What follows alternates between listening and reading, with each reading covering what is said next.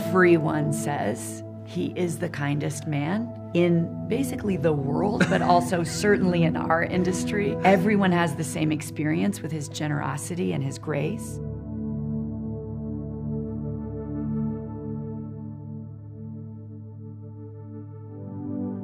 Blue Velvet. I mean, I'll never forget that movie in every way. Laura in that leapt out of the screen and slapped me in the face. That's how it felt. In the best way. In the best way. But she always does. You didn't know I was going to do it in real life. The whole movie was like a big slap in the face in any way. That's where I was just like, oh, okay, this is Meryl Streep land here we're talking about. This young woman. You were young then? Yeah. How old were you? I turned 17 on the movie. Did you? Yeah. Wow. Yeah. And we were just talking about the first film I saw, because I didn't know it by name, was a film he made at 26, 27? Yeah, 27. But you know what's... And only 11 people saw the film. It's extraordinary. Well, and I'm one of them. But what was incredible, and he made a film with Meg Ryan, who was one of my best friends at the time. And it's not just who he is as an actor, it's that, he'll be embarrassed, everyone says he is the kindest man in basically the world, but also certainly in our industry. Everyone has the same experience with his generosity and his grace. But I remember growing up being madly in love with Fred Astaire and Ginger Rogers movies. They meant so much to me, Top Hat, Swing Time, and the effortlessness and the grace with which Fred Astaire made us never see that he was dancing or singing or acting. He just was. And so to see from genre to genre Hugh move and literally dance and create in all these spaces, including superheroes, I other than Fred Astaire, had never seen effortlessness like that. And that's the greatest gift and you can ask for in an actor. It's the one and only. So I'm just gonna stick with him. Same. We just signed a 23-picture deal. Yeah. It's like Marvel. Dear Ryan Reynolds. Laura comes with, so just figure it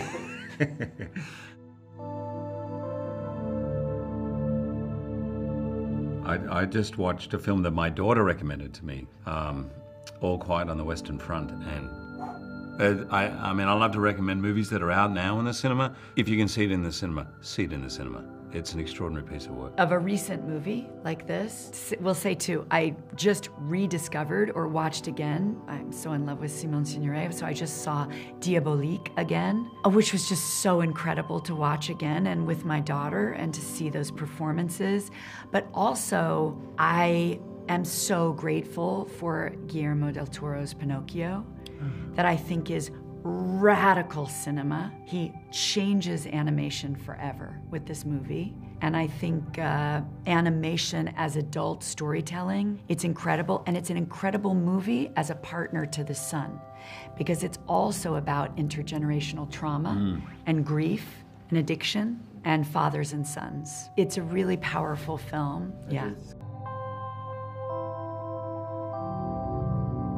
Florian is an incredibly instinctive director. He is incredibly intelligent, but his work comes from his heart. And he loves actors, and he loves the process of acting. And he creates a space for actors that feels safe and playful and fearless. And he's changed things for me as an actor forever. I really hope, seeing as we're working together for 23 films, that we can actually at least link 2 or 3 of those. Yes, at least 2 or 3 with Florian, because he's someone I'll never forget. And I'll only add, because he put it so perfectly, Florian is one of the few people I've ever met, I was just thinking this today, that has no presentation. Right. So even when we're doing press, he doesn't put on a persona. On the set, in his writing, in a dinner with wine, in doing interviews, he is always true. That's true, yeah, right? It's true. Exactly. It's so beautiful to watch, because I'm lying right now.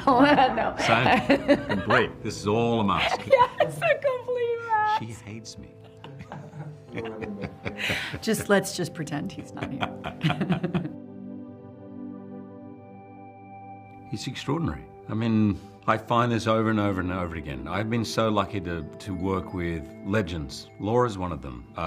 One of my first movies was with John Travolta. This is someone I grew up. It doesn't matter. Meg Ryan, these people are not there by mistake. They are there because they love acting. They commit to every job as if it's the very first time. They engage you with everything. There is nothing's taken for granted, and they give their entire heart and soul. And I think the best way to describe Anthony, he hadn't acted in 18 months because of the pandemic. He was like a racehorse. He was chomping at the bit. He couldn't wait to run, and we actually finished the scene early, and he asked to go again. And I said to Florian, why does he want to go again? It was perfect. And he said he just misses acting. He loves it, and he enjoyed the whole experience, and he's so amazing in the part. And Florian told me that he wrote an email to him every day for 6 months leading up to that day. He said, I got as many emails from Anthony for this movie as he did for the father when he's in every scene of the movie. That's incredible. Yeah. Oh, for sure. And I think younger people, I take that from my children who are 17 and 22 and their friends, they're way more open to have these conversations than I would have been, I think, with my parents at their age. So, which is fantastic.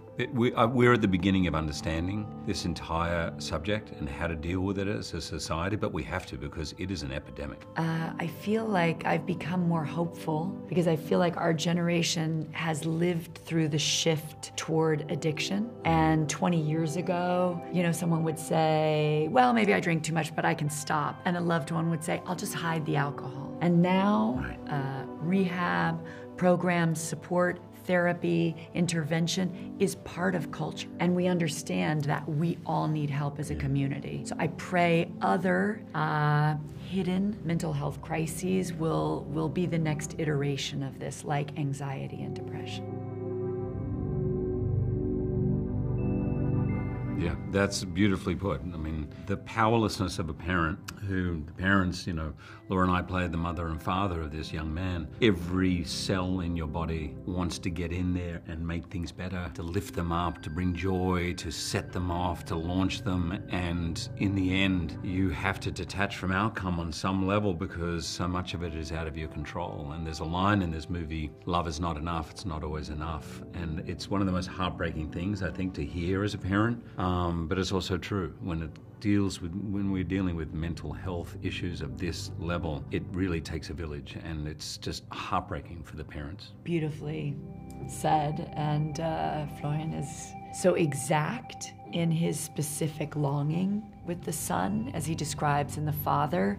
He put us inside the experience of someone living with a mental health crisis. So we feel that, alienation from the world and not knowing where we are. And now in this, we are all together, audience and parents, as witness to someone in crisis without the answers. Because culturally, we are all feeling that. And I thought that was extraordinary.